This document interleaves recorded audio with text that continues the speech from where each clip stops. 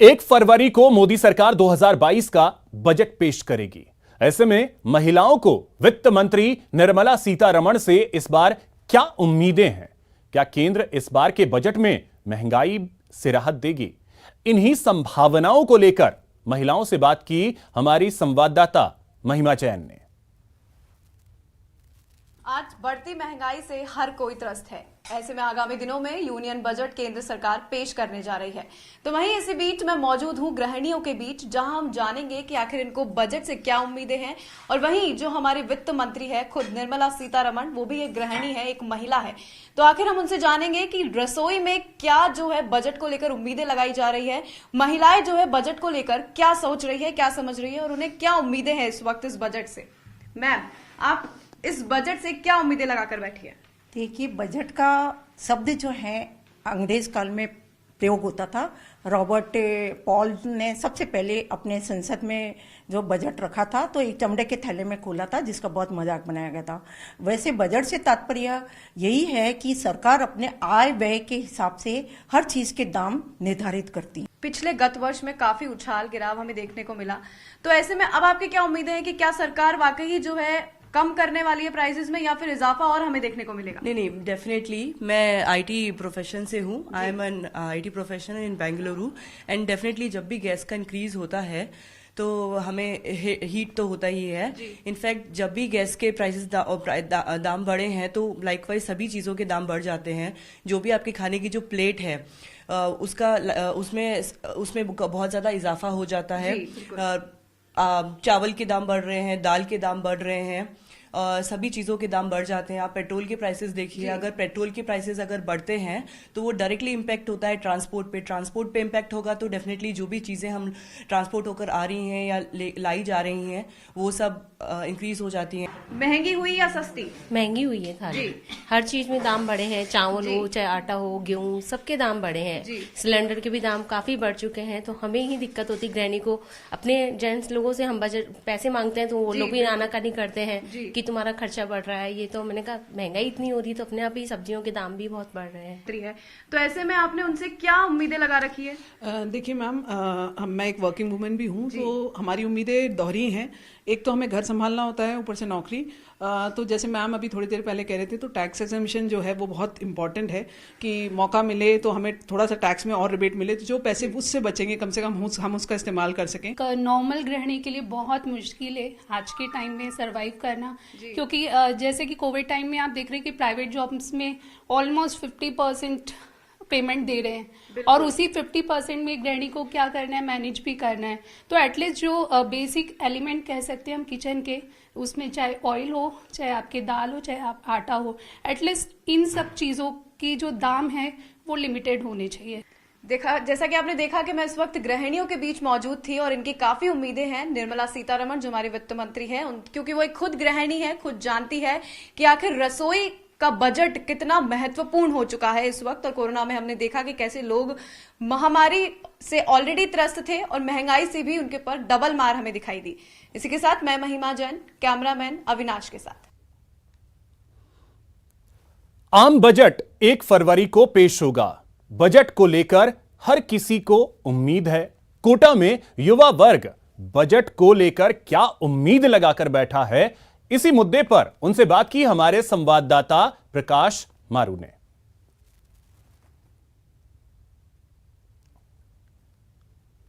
आम बजट पेश होने वाला है और आम बजट को लेकर कोचिंग नगरी में युवाओं को किस तरह की उम्मीदें हैं। हम अभी खड़े हैं गवर्नमेंट कॉलेज परिसर में। यहाँ युवाओं की भीड़ आप देख सकते हैं और उनसे सीधे बातचीत करते हैं और जानते हैं कि आखिर आपकी इस बजट को लेकर किस तरह की उम्मीदें हैं। हम केंद्र सरकार से ये चाहते हैं कि रोजगार के अधिक से अधिक अवसर लाने चाहिए, जिससे बेरोजगारी खत्म की जा सके। और इसके साथ ही जो मतलब आज राजस्थान या हर राज्य का हर जिले का किसान परेशान है, तो किसानों के लिए भी विशेष योजना लानी चाहिए जिससे उनको लाभ मिल सके।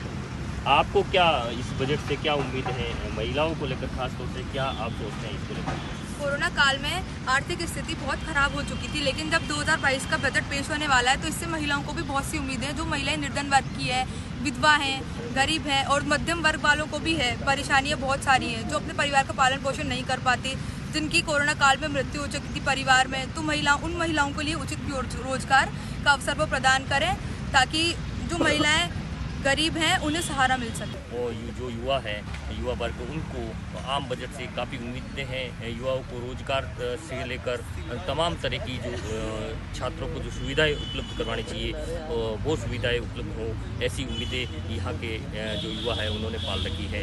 कोटा से न्यूज़ 18 राजस्थान के लिए ओम प्रकाश मारू। वित्त मंत्री निर्मला सीतारमण 1 फरवरी को देश का बजट पेश करने जा रही हैं। बजट को लेकर श्री गंगानगर के लोगों को खासी उम्मीदें हैं। बजट को लेकर क्या है जिले के सीनियर सिटीजन और पेंशन धारकों की राय? उनसे बात की हमारे संवाददाता अशोक कुमार शर्मा ने। आप बताएं कि क्या उम्मीद है आपको 1 फरवरी को जो बजट आने जा रहे हैं?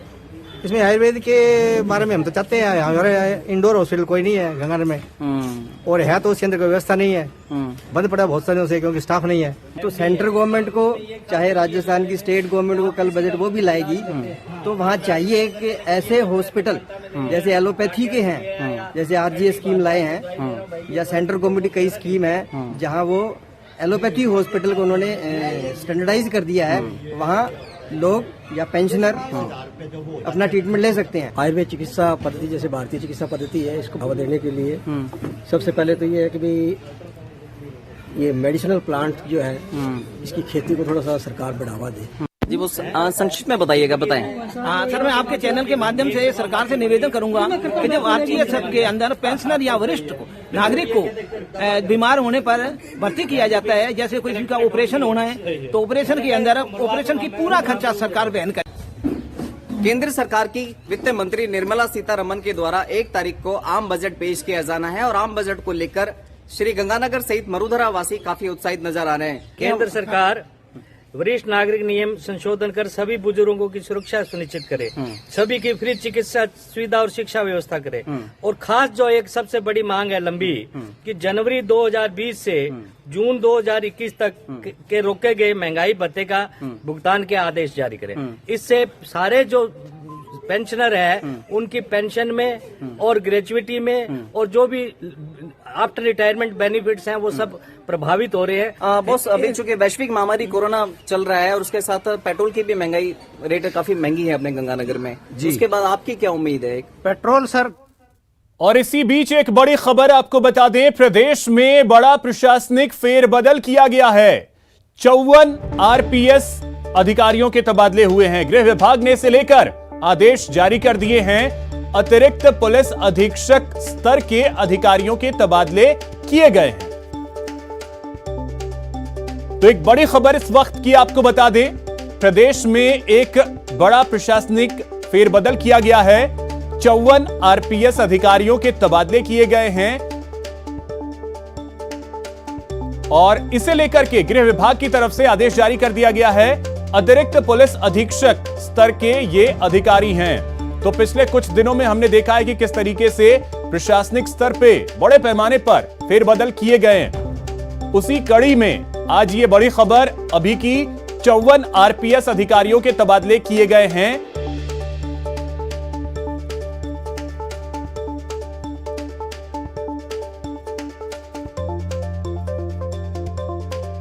तो अतिरिक्त पुलिस अधीक्षक स्तर के अधिकारियों का तबादला हुआ है। कुल 54 आरपीएस अधिकारी के तबादले किए गए हैं।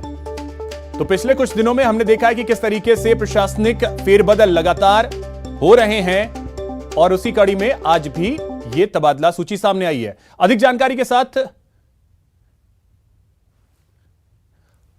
के साथ सहयोगी सौरभ हमारे साथ जुड़ गए हैं। सौरभ, क्या जानकारी, बड़े स्तर पे प्रशासनिक फेरबदल?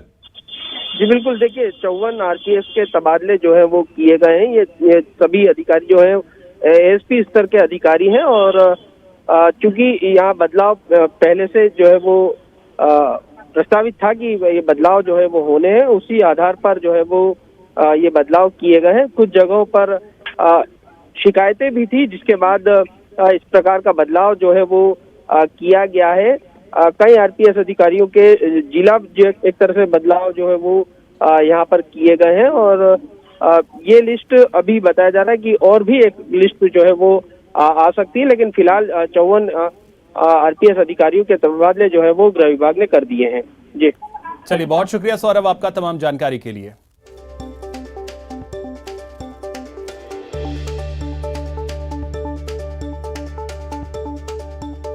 तो ये बड़ी खबर इस वक्त की, बड़े स्तर पे प्रशासनिक फेरबदल। पिछले कुछ दिनों में हमने देखा है कि लगातार फेरबदल किए जा रहे हैं और बड़ी खबर यह भी है कि एक और सूची आ सकती है बहुत जल्द प्रशासनिक फेरबदल की। और इस वक्त की एक बड़ी खबर आपको बता दें, भीलवाड़ा में रेप केस में पुलिस अफसर सस्पेंड हुआ है। भंवर सिंह पलाड़ा से जुड़े केस में यह कार्रवाई हुई है। पुलिस अधिकारी संजय गुप्ता को सस्पेंड कर दिया गया है। रेप आरोप की एफआईआर में संजय गुप्ता का नाम है। पीड़िता एसआई ने एफआईआर में गुप्ता का नाम दिया था, जिसके बाद यह एक्शन लिया गया है। तो यह बड़ी खबर इस वक्त आपको बता दें, भीलवाड़ा में रेप केस मामले में बड़ा अपडेट यह है कि पुलिस अधिकारी को सस्पेंड किया गया है। अधिक जानकारी के साथ सहयोगी मनीष हमारे साथ जुड़ गए। मनीष, क्या जानकारी? जी बताना चाहूंगा, कल जिस तरीके से भीलवाड़ा के प्रताप नगर थाने में जो मामला दर्ज करवाया था, एक सब इंस्पेक्टर ने बीजेपी नेता भंवर पलाड़ा के खिलाफ रेप का मामला दर्ज करवाया था। उसी मामले में जो पीड़िता थी एसआई, उसने 12 लोगों के और नाम दर्ज करवाए थे। पलाड़ा के सहित 11 और नाम थे, जिनमें से एक मुख्य नाम और था एडिशनल एसपी उस वक्त नागौर में रहे संजय गुप्ता का। कल हमने ये प्रमुखता से खबर दिखाई और आज इस तरीके से 54 आरपीएस अधिकारियों के जो तबादले किए गए हैं, उसके बाद में जो आदेश राज्य सरकार की ओर से जारी किए गए हैं, उनमें संजय गुप्ता के निलंबन करने के आदेश भी जारी किए हैं। निश्चित तौर पर ये विभागीय कार्रवाई है और जिस तरीके से उनका नाम भी एफआईआर में आया था, उसको लेकर के जो गृह विभाग हैं, जो पुलिस के मुखिया हैं, डीजीपी हैं, वो भी काफी सख्त रहे होंगे। और इसी के चलते आज जो संजय गुप्ता हैं आरपीएस, इनको सस्पेंड करने का आदेश जो है वो जारी किए गए। इसके अलावा भीलवाड़ा से ही एडिशनल बिल्कुल मनीष, चलिए बहुत शुक्रिया आपका तमाम जानकारी के लिए। इसी खबर पे और अधिक जानकारी के साथ सहयोगी सौरभ हमारे साथ जुड़ गए। सौरभ, आपके पास क्या जानकारी, क्योंकि पीड़िता एसआई है, एफआईआर दर्ज होने के बाद नाम गुप्ता का सामने आया, तो दबाव भी काफी ज्यादा है पुलिस महकमे पे। जी बिल्कुल, देखिए दबाव तो था ही, लेकिन चूंकि जिस प्रकार से राज्य सरकार की जीरो टॉलरेंस नीति है इस तरह के मामलों में, उसी के तहत इस प्रकार की कार्रवाई को जो है वो तुरंत एक्शन लिया गया और सस्पेंड जो है वो कर दिया गया है। जिसकी इस मामले में जो अधिकारी है, संबंधित अधिकारी के खिलाफ एफआईआर दर्ज हुई थी, जिसके बाद इसको बहुत ज्यादा न सिर्फ पुलिस मुख्यालय स्तर पर गंभीरता से लिया गया, बल्कि राज्य सरकार के स्तर पर भी इसे गंभीरता से लिया गया और तुरंत एक्शन करते हुए जो है वो इस अधिकारी को निलंबित कर दिया गया है। जी चलिए, बहुत शुक्रिया सौरभ आपका तमाम जानकारी के लिए। यहां रुकेंगे एक छोटे से ब्रेक के लिए।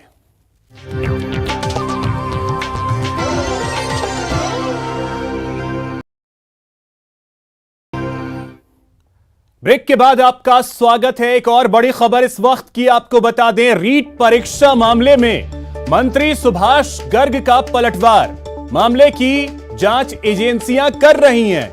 यह कहा है सुभाष गर्ग ने, रिपोर्ट आने दीजिए, कानून से ऊपर कोई नहीं है। सरकार ने इस मामले में तेजी से कार्रवाई की है। विपक्ष के नेता ने भी जांच एजेंसी के काम की सराहना की है। बीजेपी नेताओं को अपने ही नेता पर विश्वास रखना चाहिए। अधिक जानकारी के साथ सहयोगी महेश हमारे साथ जुड़ गए हैं। महेश, अब देखिए वार पलटवार हो रहे हैं और इसी में अब मंत्री सुभाष गर्ग का भी पलटवार देखने को मिला है। जी बिल्कुल, देखिए अभिषेक, जिस तरीके से इस मसले पर राजनीति गरमाई हुई है, उसमें आरोप प्रत्यारोप का दौर लगातार जारी है। और आज एक प्रेस वार्ता में सांसद डॉक्टर किरोड़ी लाल मीणा ने ये आरोप लगाया था कि जो राजीव गांधी स्टडी सर्किल है, जो कि कांग्रेस से जुड़ा हुआ एक संगठन है, और इसमें डॉक्टर सुभाष गर्ग जो है वो भी जुड़े हुए हैं। तो इस लिहाज से इस स्टडी सर्किल के जो पदाधिकारी थे, वो रीट के मामले में जो है उनकी ड्यूटीज लगाई गई थी। तो ऐसे में क्या कारण था कि स्टडी सर्किल से जुड़े हुए लोगों को इसमें शामिल किया गया था? तो तमाम आरोपों को लेकर के वे आज सामने थे और निशाना साध रहे थे। एक नेता जो कि सीकर के बताए जा रहे थे, उन पर भी उन्होंने आरोप लगाया कि उन्होंने 10-10 लाख रुपए में 2000 क्वेश्चन का एक प्रश्न बैंक जो है वो बांटा था कोचिंग संस्थान के जरिए। तो आज विभिन्न मसलों को लेकर के डॉक्टर किरोड़ीलाल मीणा ने जो निशाना साधा था, उसके बाद में डॉक्टर सुभाष गर्ग ने जो है एक बयान यहाँ पर जारी किया है और उन्होंने साफ तौर पर पलटवार किया है कि इस मामले की जो जांच है वो एजेंसियां कर रही है, एसओजी कर रही है और अभी उसकी रिपोर्ट नहीं आई है। अभी जो है जांच जारी है और डीपी जारोली को भी जो निलंबित बर्खास्त किया गया है वो अभी भी जो है इस मामले में एसओजी अभी भी कार्रवाई जो है लगातार कर रही है। तो ऐसे में इस की जांच जब तक रिपोर्ट पूरी तरह से नहीं आ जाती है तब तक इसको लेकर के कुछ कहना नहीं है। उनका कहना था कि कानून से ऊपर कोई भी नहीं है और उनका इस परीक्षा से किसी भी तरह का लेना देना नहीं है। उन्होंने अपने आप को इस परीक्षा से दूर बताया था। साथ में ये भी कहा कि शिक्षक होने के नाते वे बतौर शिक्षक पहले रहे हैं और उनके कई साथी शिक्षक भी रहे हैं। चलिए, बिल्कुल, बहुत शुक्रिया महेश आपका तमाम जानकारी के लिए। तो फिलहाल इस बुलेटिन में इतना ही। नमस्कार।